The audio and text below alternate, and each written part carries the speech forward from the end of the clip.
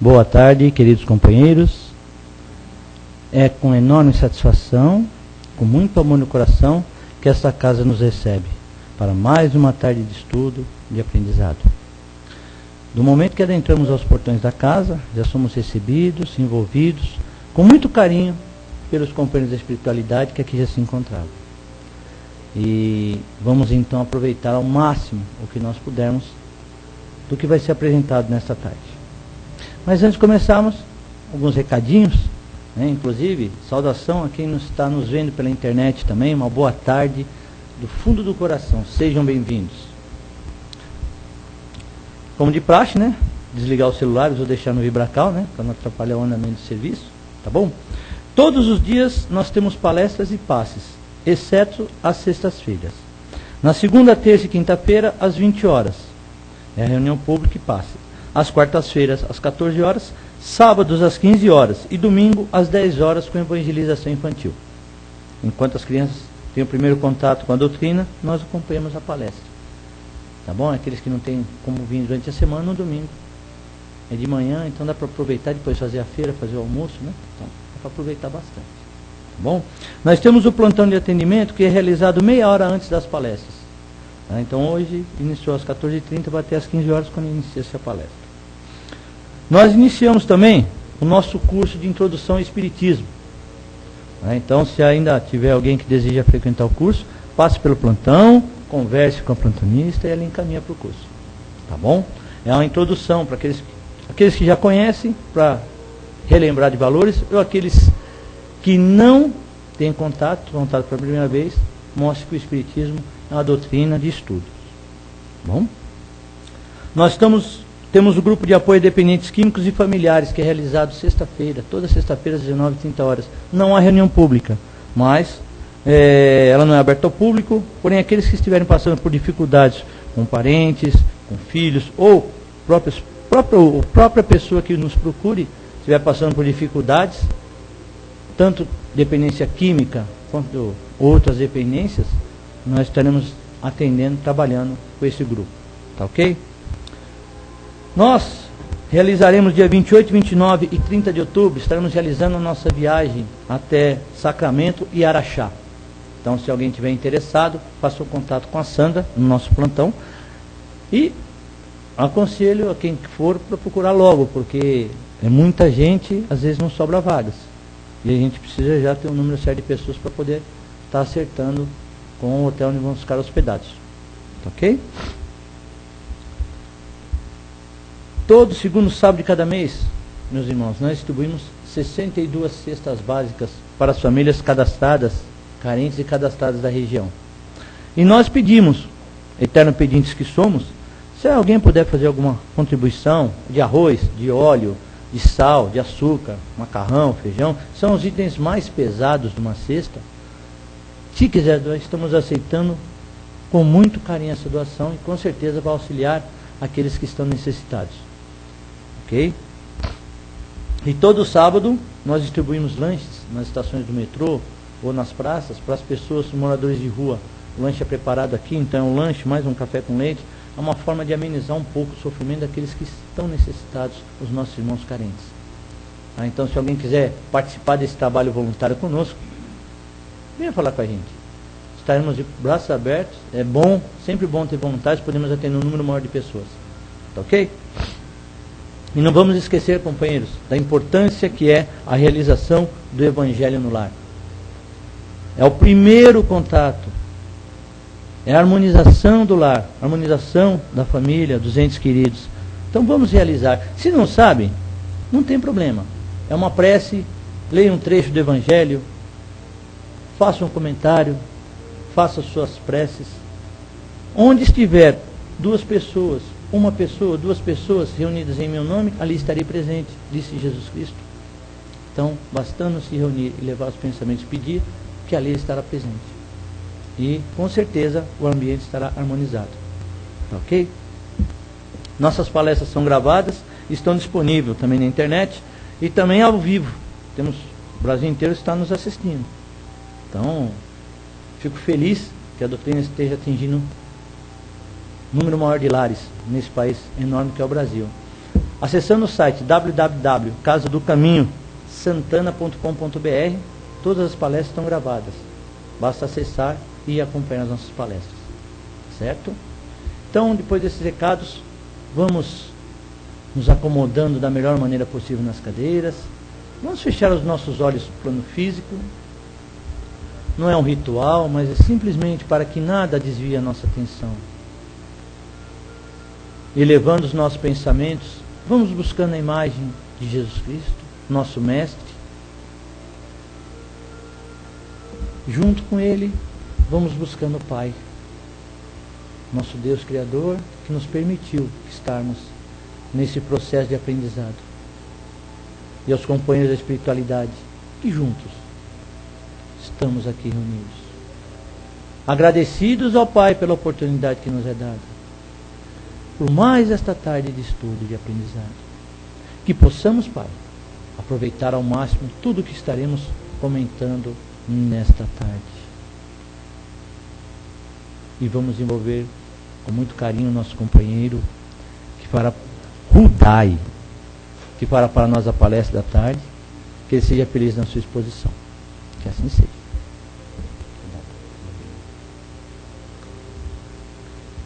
Boa tarde a todos. E assim, mais uma vez, nesses breves minutos que estaremos juntos, vamos aproveitar para a nossa reflexão, para a nossa ponderação acerca das questões colocadas no tema da tarde.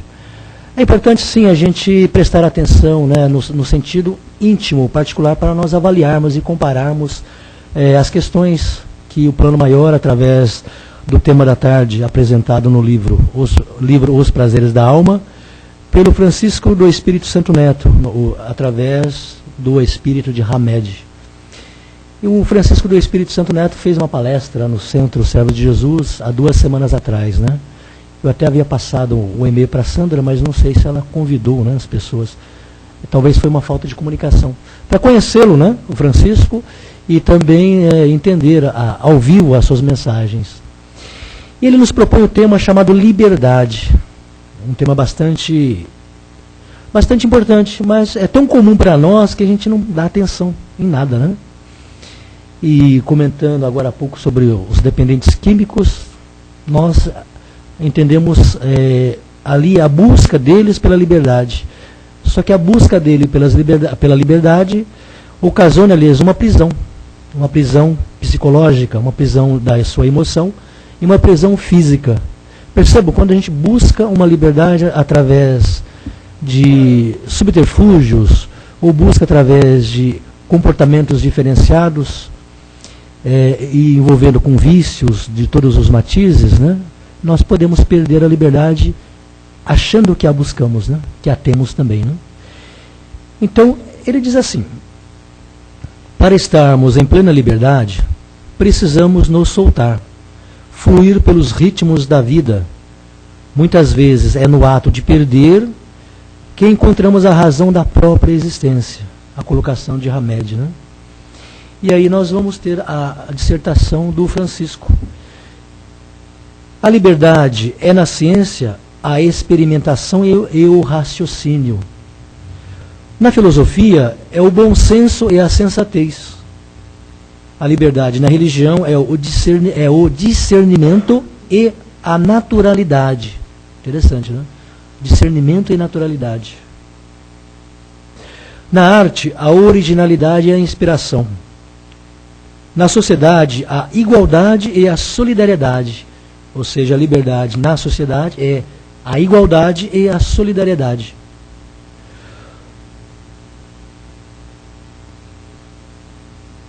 Na arte é a originalidade e a inspiração, na sociedade a igualdade e a solidariedade. O indivíduo liberto, mais do que ideias ou ideais, escolhe os verdadeiros valores da alma, do espírito, né? Porque reconhece que estes sustentam, né, a si mesmo, dão-lhe o apoio suficiente. E com isso ele produz bom ânimo, né? Boa vontade, ele está equilibrado.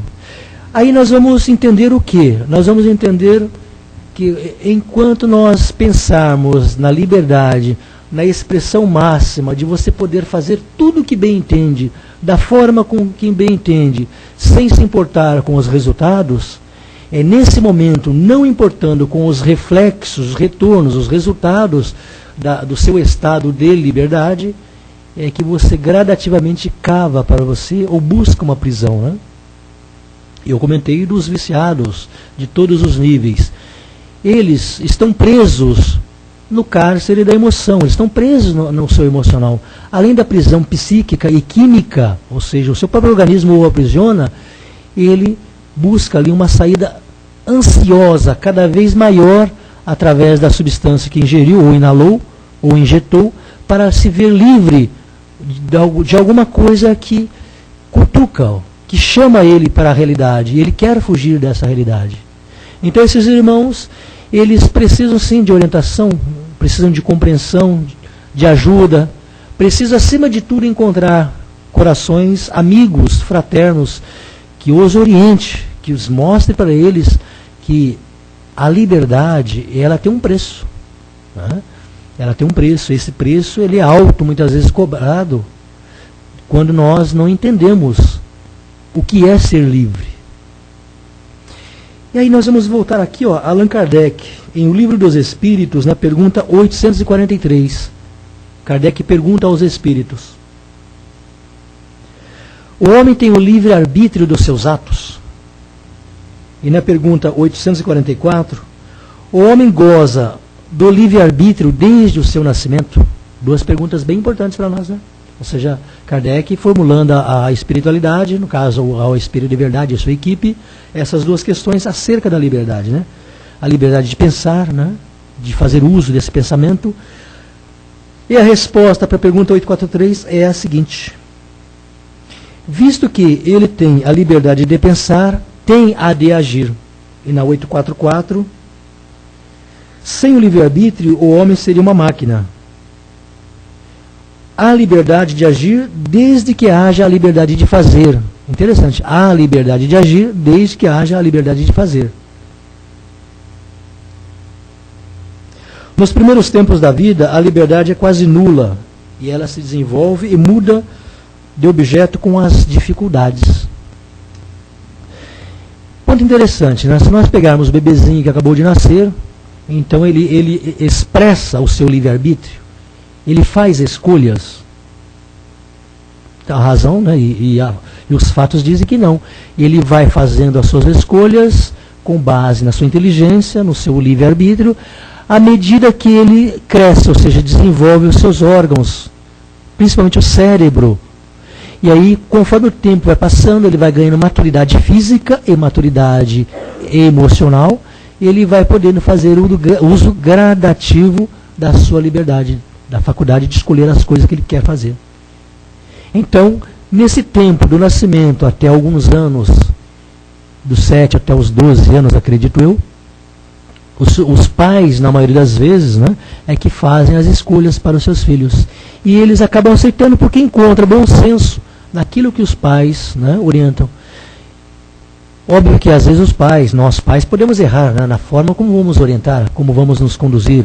Tudo dependendo também da liberdade que esses mesmos pais têm em relação às questões que a vida lhe apresenta. De repente, há diversas privações de ordem financeira, econômica e mesmo de liberdade física para poder orientar melhor os seus filhos. Eles não têm o discernimento, o bom senso, porque faltou a eles algo mais. Podemos dizer, talvez, a instrução, talvez a própria educação dos seus próprios pais. Percebam? Então, diz, né, a razão e o bom senso que nós devemos, nesta fase inicial, preparar o caráter dos filhos através, né, de uma educação sadia, uma educação elevada e baseada nos princípios cristãos. Que quais são eles? Aqueles que Jesus nos deixou, dizendo que devemos amar a Deus acima de todas as coisas e amar o próximo como a si mesmo, ou seja, a lei da justiça, né? Querer para os outros o que quereis para si mesmo. Então, conduzindo, educando os filhos dentro dessa baliza, ou dessas balizas, nós temos aí criaturas saudáveis, criaturas libertas de preconceitos, libertas de sentimentos de inferioridade, né? Sensações de perda, ou seja, aquela timidez doentia, porque foi-lhe cerceada a liberdade. Então, veja a importância de nós pais na educação dos nossos filhos. Mesmo que tenhamos errado, não vamos, né, chorar pelo leite derramado, como diz, né?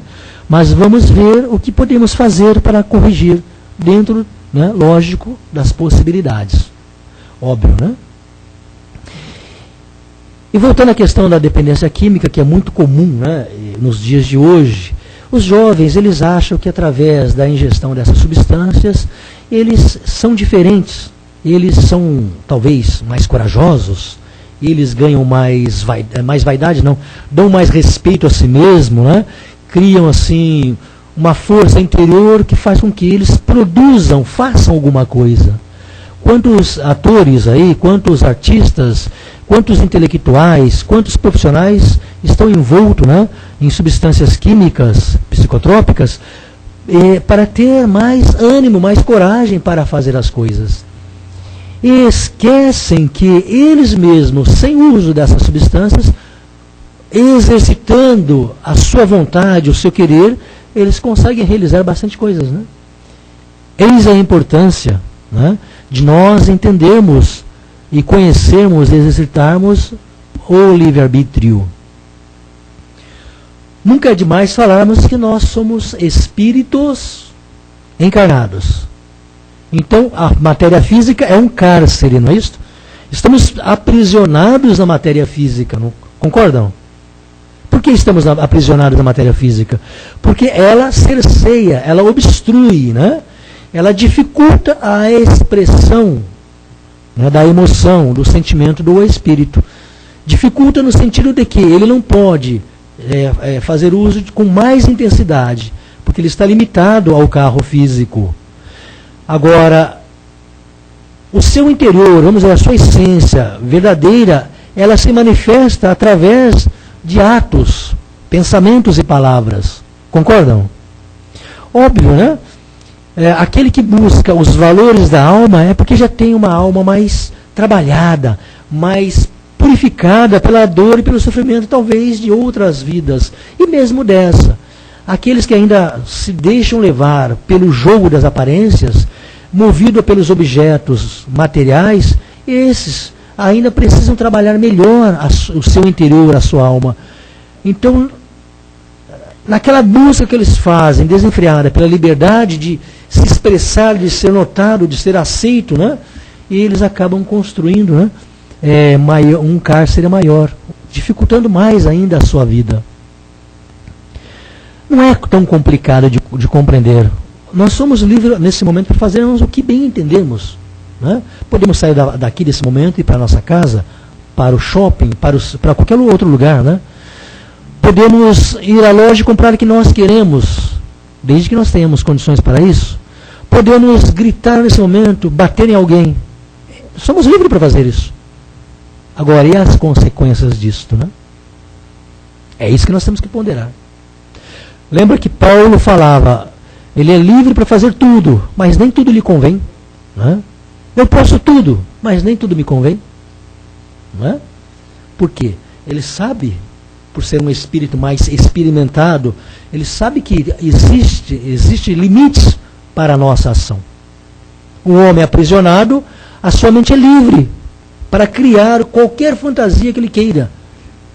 Mas, encarcerado, aprisionado ao corpo físico, ele trabalha com a sua mente, podendo criar realmente belas construções mentais, baseadas nos valores da alma, como ele poderá criar também ambientes tenebrosos, baseado também nos valores do seu íntimo, da sua própria alma, porque a sua alma está no nível deprimente. Então, pegamos como exemplo, apenas como exemplo, né, as penitenciárias por aí afora, onde não tem nenhum respeito à vida humana. Aqueles homens constroem verdadeiros monumentos mais tenebrosos. Eles criam ali, se enredam, se emaranham em pensamentos que depois, livres da matéria, porém ficam encarcerados, aprisionados naquele campo mental que construiu para si mesmo. Através de pensamentos desordenados, mesmo ações, né, que teve antes de ser encarcerado, ou mesmo na prisão. Né? Quantos intelectuais eles são presos na sua própria armadilha mental? Porque ao criar uma obra literária, ele, movido talvez por interesses que muitos não revelam, ele encarceram com ele outras tantas mentes desprevenidas e invigilantes, criando ali labirintos, né, de dor e sofrimento. Né? Vamos pegar aí na pornografia, vamos pegar aí na literatura, nesse mesmo nível, vamos pegar aí na política, em outras áreas do conhecimento humano, como se encarceram outras criaturas. Para nós citarmos o exemplo, antes de Hitler se tornar o líder da Alemanha, a Alemanha saiu de uma inflação galopante por esse mesmo homem e trouxe-lhe a prosperidade. E esse mesmo homem, depois, com a liberdade de comandar aquele povo, né, aquela nação, o que ele fez? Ele, né, pegou aquele povo todo e encarcerou milhões de outros homens na morte. Né, e criou para si um ambiente totalmente, né, difícil. Por quê? O seu objetivo maior era a pureza racial. Será que era somente a pureza racial? Outros valores estavam ali que ele não revelavam. Mas quem somos nós para julgar, né? Mas Deus, que é muito mais sábio e julga melhor do que nós, Ele vai realmente dar a cada um segundo o que plantou, e a colheita vai ser obrigatória, né? Então, a própria nação, os próprios indivíduos na sociedade, ele também criam para si um karma coletivo. Ele aprisiona esse mesmo grupo quando eles estão movidos pelo interesse puramente material. Então, esquece o que está dizendo na sociedade, né? A igualdade e a solidariedade. Quando os objetivos são egoístas, aquela própria nação, aquela coletividade, cria para si também, não a liberdade, mas trevas, dor e sofrimento. Nós estamos colhendo nos dias de hoje ainda as consequências da escravidão, né? De arrancar lá da África aqueles irmãos, né, que eram espíritos ainda necessitados de encaminhamento.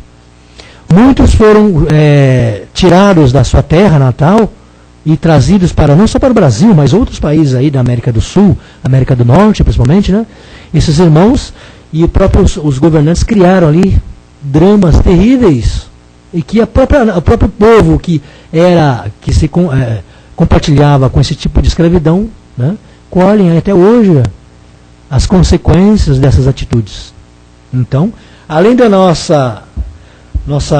karma individual, nós temos o coletivo, que expiamos em conjunto também, né? Muitas tragédias aí que nós vemos, essas tragédias são almas que se reúnem em grupo para expiar um passado difícil, né? E graças a Deus que expiam, porque eles podem libertar-se daquilo que os aprisiona, das tragédias morais, né, que os aprisionam. Agora vamos pensar vamos projetar na nossa mente ao tão falado umbral, Vale dos Suicidas, esses ambientes aí mais complicados, onde a liberdade está cerceada, porque esses irmãos estão presos numa teia mental, porque esquecidos dos valores da alma, esquecidos do Evangelho de Jesus, movidos anteriormente por prazeres imediatos e egoístas, e eles estão num ambiente que eles criaram para si mesmos. E quando eles conseguirão se libertar disso? Quando eles entenderem que as suas forças íntimas devem ser direcionadas para Deus, ou seja, para os valores verdadeiros, né? Para as virtudes verdadeiras, para o bem, para o amor ao próximo. Ali sim, quando reconhecidos que poderiam ter feito diferente e melhor, poderiam ter renunciado, poderiam ter ajudado mais, eles, depois de purgar, né, eliminar muitos resíduos mentais, eles são socorridos sim, porque a misericórdia divina atinge a todos que queiram ser, né, ajudados. Por isso que esses irmãos nossos que estão encarcerados aí na prisão das drogas, dos vícios de todos os níveis, eles somente serão ajudados quando eles quiserem realmente. Eu quero sair dessa situação. Alguns não têm condição de fazer isso e é nosso dever fazer por eles, né? Chamando por eles a tutela. Mas não podemos esquecer, né, que o livre-arbítrio é peculiar a cada criatura, né? É propriedade de cada criatura.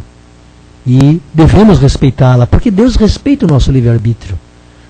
Né? Ou seja, Deus, Ele deixa que nós escolhamos o que julgamos ser melhor para nós, para que a gente possa avaliar. Essa é a diferença, porque a gente possa avaliar pela experiência, pelo conhecimento de causa, o que é bom, o que é ruim, o que é agradável, o que é desagradável, o que é confortável ou não, o que satisfaz, o que não satisfaz. É importante nós entendermos isso e deixarmos claro na nossa mente essas questões. Porque dentro da prudência, do bom senso, né, da outra questão colocada como discernimento, a gente depois escolhe com conhecimento de causa. Puxa vida, né? Não há nada mais belo do que isso, você poder realmente, agora livre, fazer escolhas com sabedoria. Não é? A sabedoria manda que a gente faça escolhas. E essas escolhas não podem pôr em prejuízo a quem quer que seja. Outra coisa que nos aprisiona bastante são as nossas emoções, né? A mulher ciumenta, o homem ciumento, né? O homem egoísta, a mulher egoísta, o avaro, tanto homem quanto mulher, né? O chefe autoritário, o funcionário rebelde, percebam? A vaidade e o orgulho de achar que sabemos mais do que os outros também criam prisões. Né? Puxa vida, eu sei tudo. Sim, pode saber tudo. É livre no seu pensamento? Sim. Mas ele acaba sendo escravo porque as pessoas não querem ouvir, porque é muita jactância, pedância, né? Então é preciso ter cuidado, né? Então nós precisamos aprender, né? Colocar a nossa sabedoria dentro do ambiente que nos encontramos, com base nas experiências dos nossos irmãos. Não podemos complicar a vida de ninguém, nós devemos facilitar. E aí vamos lembrar João, né? Todo mundo fala de São João, João, o evangelista, que ele falava que nós não devemos aceitar tudo o que falam os espíritos. Devemos observar bastante e avaliar se provém de Deus. Aqui o nosso irmão Hamed fala sobre a dúvida saudável, que mantém a nossa casa mental em equilíbrio. Então o homem liberto, ele é equilibrado. E ele tem dúvida, ele não desconfia de tudo e de todos, mas até que ele entenda as coisas, ele tem dúvidas. Não é isso? O próprio Kardec, né? Allan Kardec, quando começou o seu trabalho, ele não aceitou nada de ouvir falar, porque Carlotti, os outros amigos, Didier falavam que era assim, ele não aceitava. Primeiro que ele era um homem estudado, óbvio, né? Então a dúvida saudável é que trilhou o seu trabalho. Se ele não houvesse essa dúvida saudável que todos nós devemos ter, né, a doutrina talvez teria chegado até nós, mas um pouco mais atrasada. Aí, além da dúvida saudável, o que acontece? A certeza absoluta. A certeza absoluta torna os homens, né, insolentes, por demais orgulhosos. Né? Eu sei. E tudo que o outro falar não é aceito, né? Então, a dúvida saudável nos dá equilíbrio.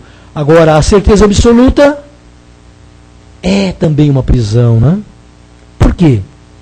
Imagine se falassem para nós que todos nós, a partir desse momento, ganharíamos R$1 milhão ou $1 milhão. Tenham certeza disso. Dia 5 de tal mês estarão na conta de vocês $1 milhão, ou que moeda quiser. Que maravilha, né? Como nos sentiríamos felizes. Aí estaríamos falando para todo mundo que dia 5 está aqui, oficializado, $1 milhão na nossa conta bancária. Isso não despertaria a cobiça de outras pessoas? Será que nós não seríamos cerceados na nossa liberdade? E talvez até mortos pela ambição da outra pessoa? Quantos casos nós presenciamos desse modo? Aí a criatura ganhou lá seus milhões na loteria esportiva, na Mega Sena, e foi morto, né? Por pessoas muito próximas dele, né? Precisamos ter cuidado, né? A própria morte. A morte é uma certeza absoluta? É uma certeza absoluta? Nós sabemos, não é uma certeza absoluta. Sabemos que ela ocorrerá. Quando ela ocorrerá? É uma dúvida saudável, né? Não é uma dúvida saudável? Ora, quando ela ocorrerá? Não sabemos. E se ficarmos demasiadamente preocupados com isso, nós nos encarceramos no medo. Né?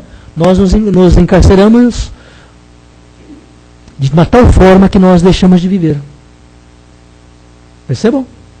Por ser uma dúvida saudável, não sabendo quando o anjo da morte vem nos visitar, aí o que fazemos? Nós vivemos uma vida equilibrada, tranquila, feliz, uma vida laboriosa, né? Lógico, vai haver dor, vai haver sofrimento, né? Vai haver perdas, mas vai haver ganhos também. Ganhos morais, ganhos afetivos, ganhos econômicos, prosperidade, tudo isso vai ter conosco, né? Então essa dúvida saudável, que é a própria morte, que maravilha, né? Faz com que a gente progrida. Porque ela não sei quando ela virá. Hein? Óbvio, né? É bastante filosófico, mas não é. Se nós pararmos para pensar na morte, que nós não queremos que ela ocorra. Por que nós não queremos que ela ocorra? Porque é aquela sensação de perda, é aquela sensação do nada, de deixar de existir, fisicamente falando. Só que a morte, ela liberta, como eu falei do cárcere, quando encarnamos, a morte, ela liberta o espírito, ele volta para a vida verdadeira, que é a vida espiritual. Né? Imaginamos que nós temos aqui um balão preso numa varinha. Né? E a varinha, e quem prende o balão é a vida física. E o balão é o espírito querendo alçar voo. Né? Ele quer alçar voo. E nós estamos segurando. Então ele está preso por aquele algo, aquele liame que o retém. Aí soltamos o liame e ele alça voo, né?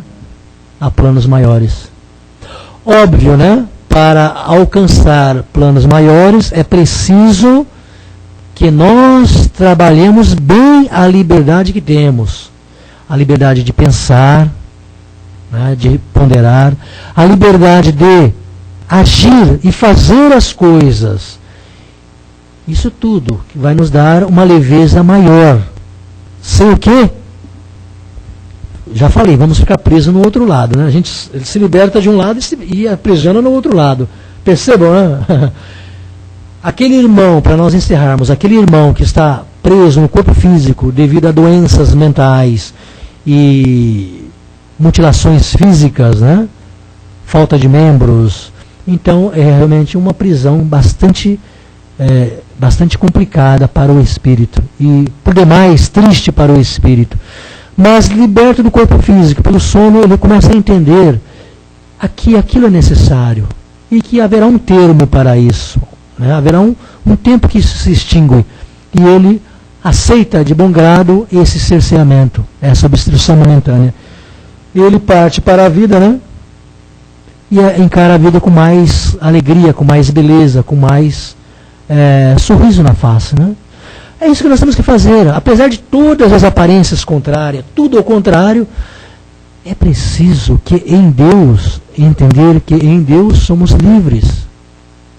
E quanto mais entendermos isso, que em Deus somos livres, mais fácil é de nós nos conduzirmos diante da dificuldade que a vida nos coloca. Jesus, na sua liberdade máxima que ele tinha, né, de expor a sua doutrina, por mais contrário que fosse o ambiente à sua volta, depois encarcerado e crucificado, ele continuava livre. Tão livre que ele pediu a Deus: Pai, perdoa-os, pois não sabem o que fazem. Nós não sabemos o que fazemos quando nós não temos a liberdade de expressar de uma forma harmoniosa com as leis de Deus o que queremos, o que pensamos e o que fazemos. Então, no exercício do livre-arbítrio, vamos, né, exercitar a dúvida saudável e refutar, alijar de nós a certeza absoluta. Paz a todos e obrigado pela atenção.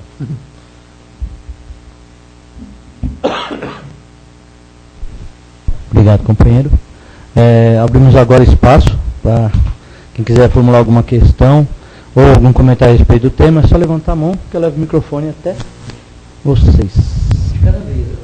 Deixa eu deixar uma coisa bem clara. Eu não sou doutor em nada, sou apenas uma pessoa curiosa, né? Que estuda ali alguma coisa, né? Então, um por vez, né? Todo mundo quer perguntar, mas um só. Aproveita. Olha, o espiritual está aí entre vocês para perguntar, né? Um detalhe importante, como os preconceitos, eu falei, mas eu não ia tocar mais no assunto, eu não fui e parei, né? Preconceito. Como os preconceitos, né, que nós, os preconceitos da cultura, os preconceitos nossos, como eles nos encarceram também. Uhum. Para para pensar isso? Diversos preconceitos que nós criamos e nós transferimos para os nossos filhos. Verdade. Você comentou sobre a liberdade com o espírito na morte. Tá? Então os espíritos anseiam pelo desencarne para poder ficar livre do corpo. Né?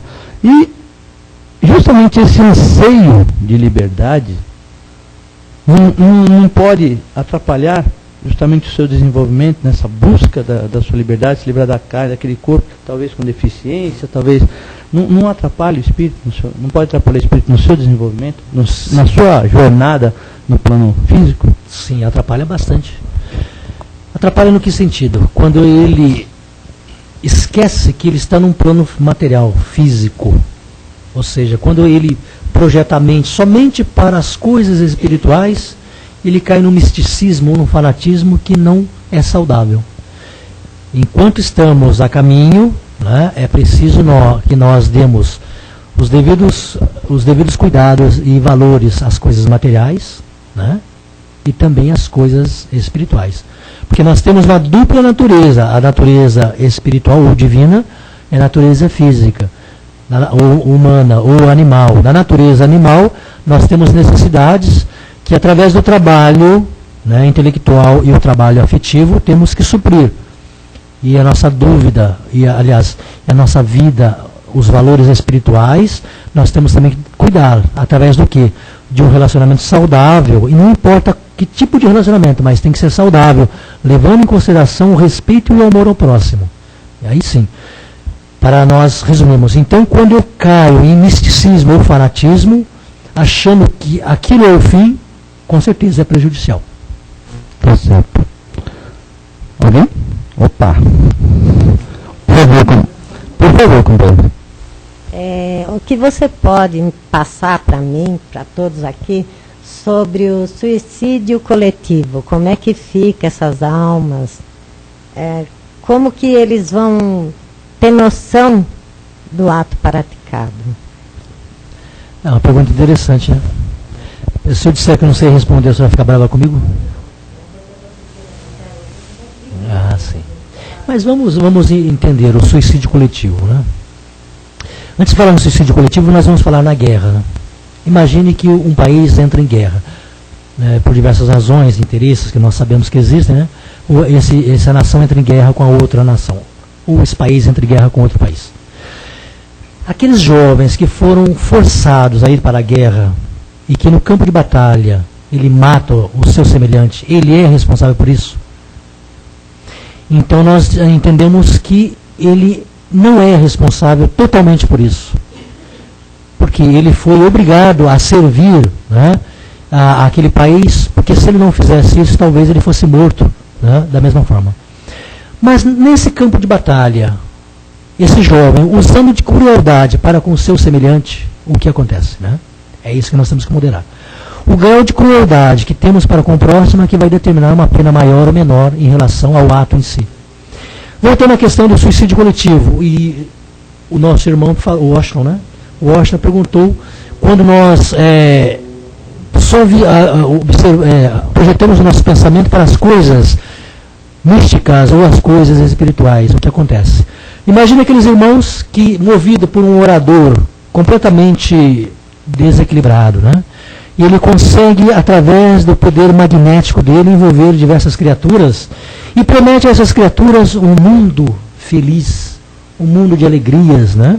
Um mundo de bem-aventuranças. E não diz para essas pessoas que a conquista desse mundo depende, né, do seu trabalho, do seu querer, da sua vontade, na vida que ela está exercitando. Né? E aquelas pessoas levadas pela ilusão, pela quimera, eles cometem um suicídio coletivo proposto por esse líder. Nós sabemos quem são esses líderes, né? De quem são as responsabilidades? Ou de quem é a responsabilidade? Primeiramente, daquele que conduziu esse grupo de pessoas.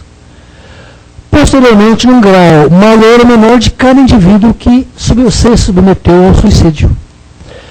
Quanto mais instruído, quanto mais sabedor dos valores da alma, baseado no cristianismo, né? Nos ensinos de Jesus, maior a responsabilidade.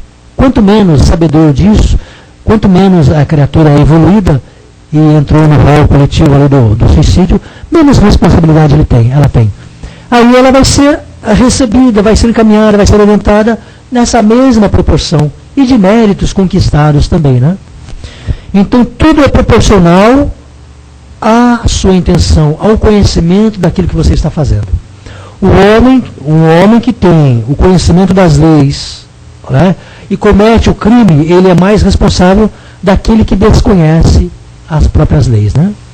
Então o jurista, por lidar com questões, né, atinentes ao seu cargo e comete uma infração de trânsito, matando seu semelhante por embriaguez, ele é muito mais responsável, porque ele julgou o caso semelhante, do que aquele homem que talvez embriagado, totalmente que não conhece nada acerca da possibilidade do homicídio com o seu veículo, né, matou seu semelhante. Tudo é proporcional no grau de conhecimento que nós temos. Quanto mais sabemos, mais responsáveis somos. Né? Aí a liberdade está nessa mesma proporção. Mais sábios, mais amor, maior responsabilidade. Maior a liberdade também. Menos sábio, menos amor, menos conhecimento, mais está aprisionado ao campo da sua atuação. Né? Ok? Bom, só complementando, né, a sua explicação, não podemos esquecer, né, como já foi falado, do livre-arbítrio, a vontade de fazer ou não fazer. Não é? Então, cada um tem o seu grau de liberdade, o seu conhecimento, e quanto mais, como já foi colocado pelo Kodai, quanto maior o conhecimento, maior a responsabilidade, maior a cobrança. Mas não podemos esquecer do nosso livre-arbítrio. Quanto mais conhecemos, mais temos condições de discernir se vamos fazer ou não fazer, do que é certo e do que é errado. Então, isso pesa muito na hora de você tomar a decisão. Só para encerrar mesmo, né? Aí eu citei bastante a questão das drogas. A questão da droga, ela é exatamente essa liberdade que o jovem pensa que tem, e ele perdeu essa liberdade porque ficou encarcerado nas suas próprias emoções, no seu próprio vício que a matéria cobra, né? Certo? E os pais, por sua vez, quando eles perdem o controle da situação, o seu próprio equilíbrio, eles também se encarceram, se aprisionam, né, das suas próprias emoções por querer o melhor para o seu semelhante. Aí nós temos que, nesse momento, como eu falei, dirigir o pensamento a Deus e pedir força, sustentação, tolerância, tudo que nós podemos pedir de bom para nós estarmos, primeiramente, nós equilibrados. Porque a criatura equilibrada, ela consegue ajudar melhor o seu semelhante. Imagina, por exemplo, um obsessor, ele querendo ajudar o seu semelhante que também está em desequilíbrio. Ambos, né, continuarão em desequilíbrio. Então, para podermos praticar a liberdade, é preciso estarmos equilibrados. Equilibrados conosco mesmo no amor, na nossa intenção de fazer o próximo o melhor que nós queremos, baseado na lei de Deus, que é amar o próximo acima de tudo, amar a Deus acima de tudo e ao próximo como a si mesmo. Ok? Isso é exercício mental, tá? Não é para... Obrigado, companheiro. Bom, nosso horário, já estamos no nosso horário, né? Damos continuidade aos trabalhos, depois da reunião, com certeza o nosso companheiro está aí para retirar alguma dúvida que porventura tenha ficado. Obrigado. E agora, companheiros, depois desse momento, dessa troca de informações, é chegado o momento de retribuirmos. Então vamos mais uma vez fechar os nossos olhos do plano físico, unindo os nossos pensamentos, buscando a imagem de Jesus Cristo, nosso mentor. Vamos abrir os nossos corações e vamos doar os nossos melhores sentimentos, as nossas melhores energias, que elas possam ser aproveitadas pelos companheiros da espiritualidade. E envolvam com muito carinho o nosso planeta Terra, que está passando por grandes transformações, deixando de ser um mundo de provas e expiações para entrar num plano de regeneração. Por todos aqueles, Pai, que clamam por justiça, para que recebam conforme o seu merecimento. Por aqueles que se deixam levar pelos vícios, pelas desventuras da vida, para que sejam amparados, equilibrados e conduzidos ao caminho da retidão, meu Pai, respeitando a sua liberdade de escolha, o seu desejo de melhorar. Para que em cada lar, Senhor, a doutrina dos Espíritos possa servir como um elo de ligação para aquelas criaturas, para os nossos irmãos que buscam o conhecimento, a melhora constante e o entendimento do momento que estão passando. Por todos os núcleos, Senhor, todas as casas espíritas, todos os locais em que as pessoas se reúnem para o estudo, para o aprendizado, para o auxílio ao próximo. Obrigado, meu Pai, e agradecidos pela oportunidade que nos é dada nesta tarde, que possamos, ao sairmos desta casa, mais reconfortados, amparados, possamos ter uma boa semana e colocar em prática os ensinamentos que Deus, nosso Pai, que Jesus, nosso Mestre, nos deixou. Lembrando sempre, companheiros, que estamos sempre amparados, nunca solitários. Obrigado, meu Pai. Que assim seja. Graças a Deus.